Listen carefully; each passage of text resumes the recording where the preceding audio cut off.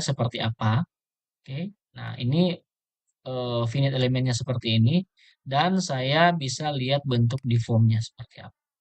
Oke. Nah, ini kalau kita perhatikan sebenarnya di sini kita sudah bisa melihat perubahan bentuknya ini sih seperti apa sih. Tapi kalau seperti ini kita belum bisa melihat dengan jelas. Saya coba ubah dari tampak depan. Nah, ini. Jadi bagian kiri ini akan terangkat ya. Bagian kiri ini akan terangkat akibat momen yang bekerja. Sedangkan kalau kita melihat dari sisi yang lain, dari sisi ini ya. Nah, ini akibat gaya P dan juga momen yang bekerja di area yang satunya. Di sini kolom ini terdorong ya. Terdorong seperti ini. Oke, sehingga kalau kita mengecek dari buckling shape-nya di sini terlihat, maka deformasi atau perubahan bentuk pelatnya ini kalau saya sebut ini adalah flank ya, dua ini flank, kemudian ini wave-nya.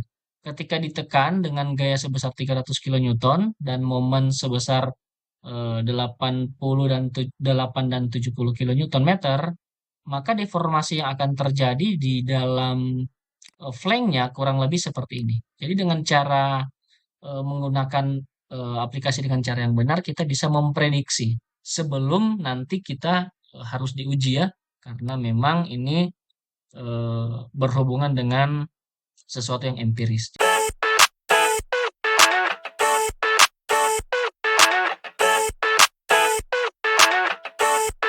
I never thought I'd feel like this.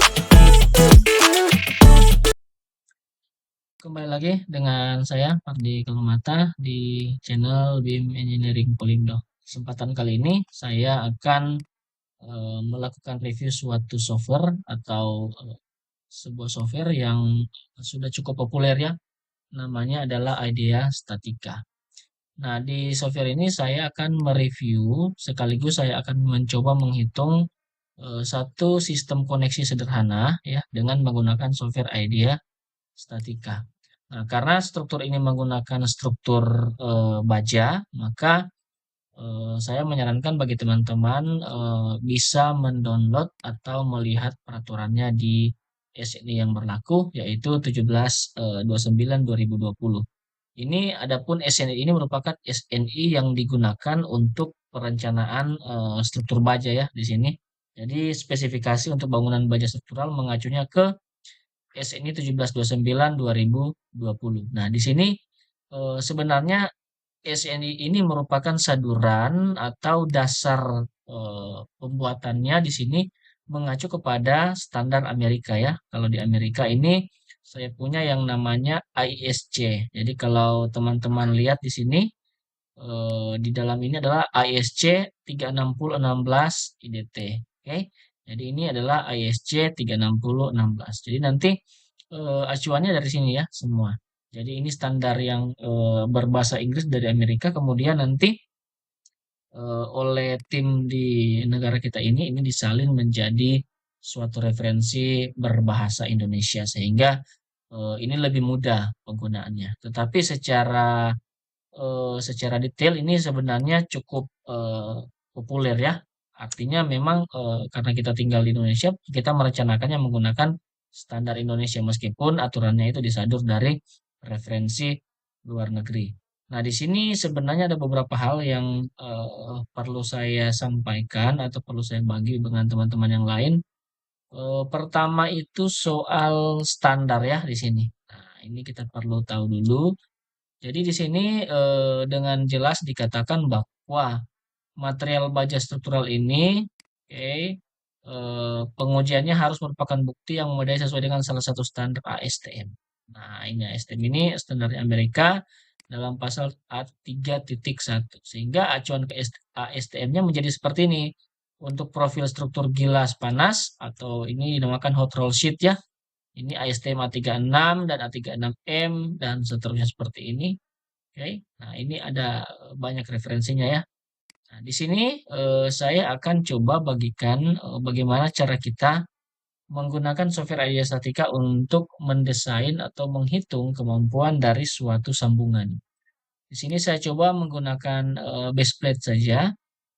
Oke, base plate yang akan saya buat di sini ada tiga pilihan untuk desainnya yang disediakan oleh software Idea Statica. Yang pertama model seperti ini, di mana model ini adalah model dengan tipe moment connection. Nah, moment connection ini berarti sambungannya ini didesain untuk menahan momen. Sedangkan yang satu ini digunakan untuk menahan gaya geser atau shear connection ya, seperti itu. Kemudian di sini ada begitu banyak bentuk ya. Jadi nanti teman-teman bisa pilih sendiri di sini. Saya mau gunakan yang tipe sederhana saja, geometrinya seperti ini. Dan saya mau gunakan tipe moment connection dan tipenya yang ini ya.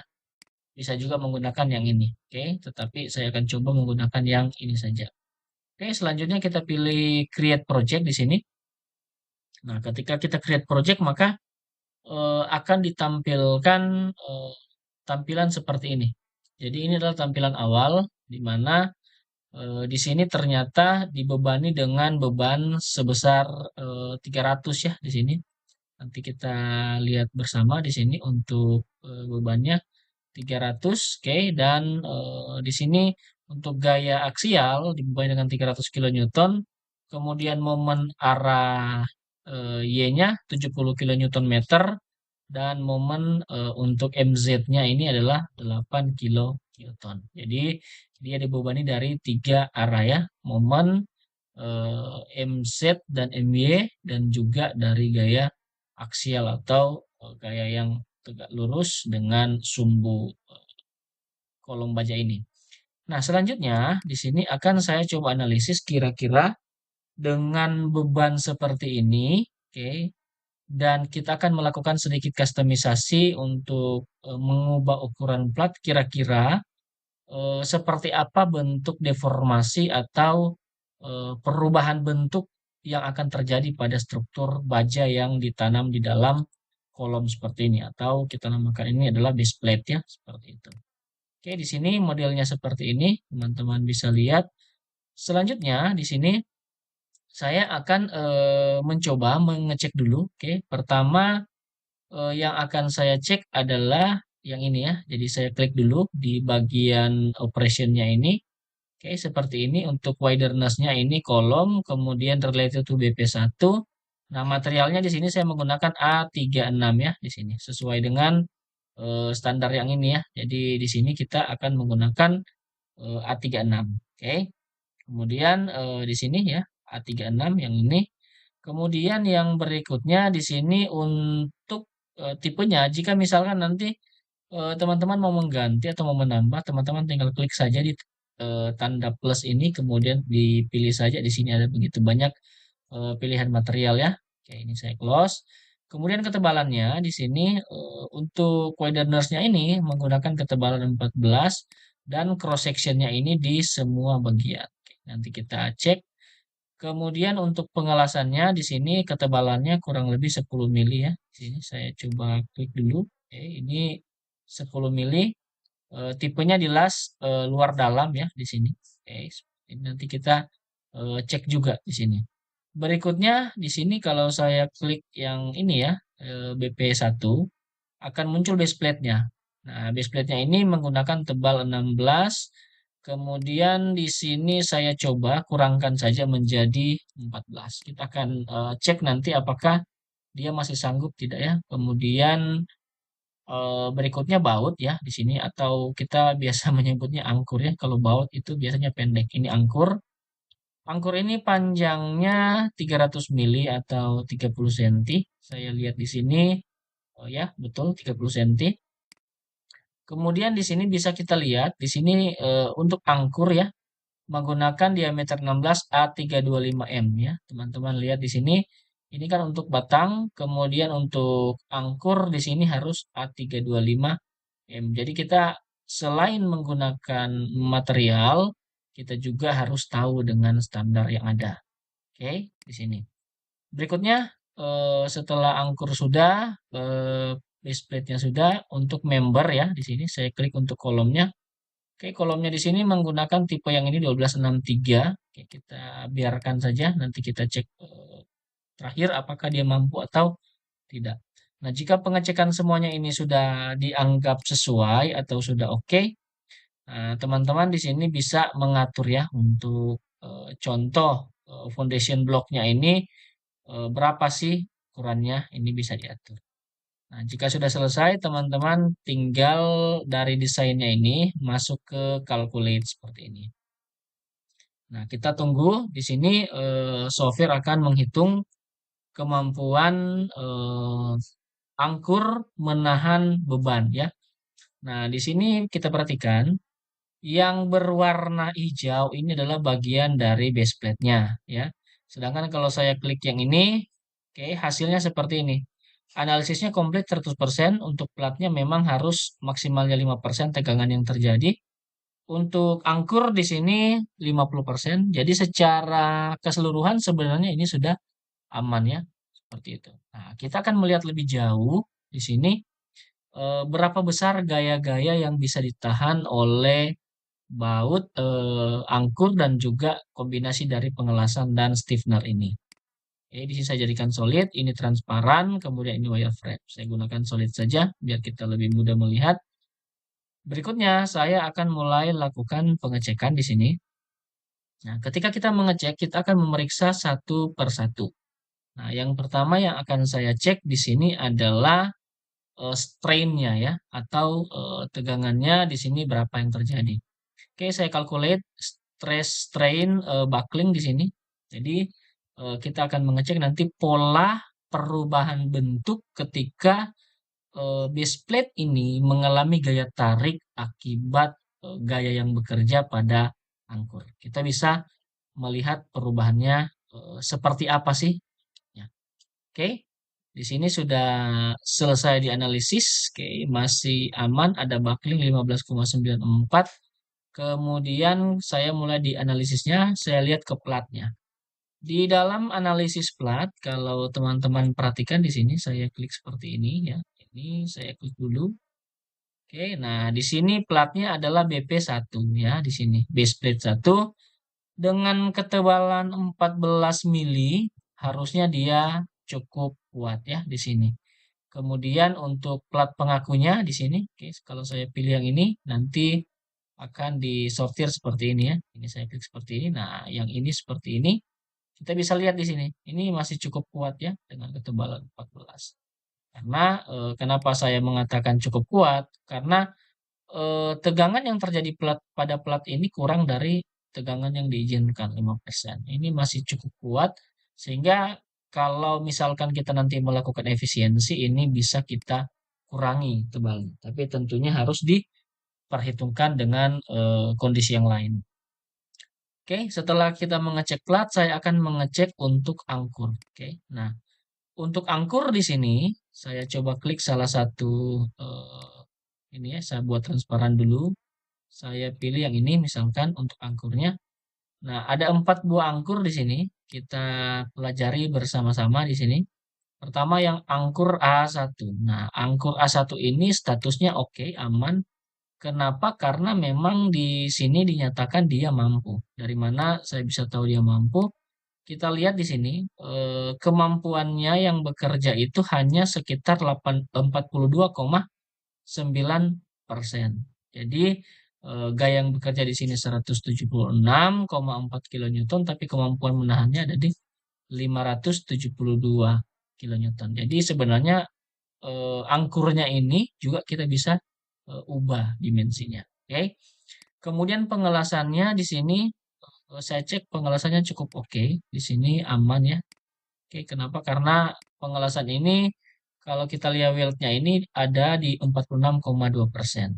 Jadi contoh misalkan load yang bekerja itu misalkan adalah 10 kilonewton, tapi kemampuan hasil pengelasannya ini mampu menahan sampai 64,3 kilonewton. Jadi masih cukup prefer ya di sini, masih cukup aman.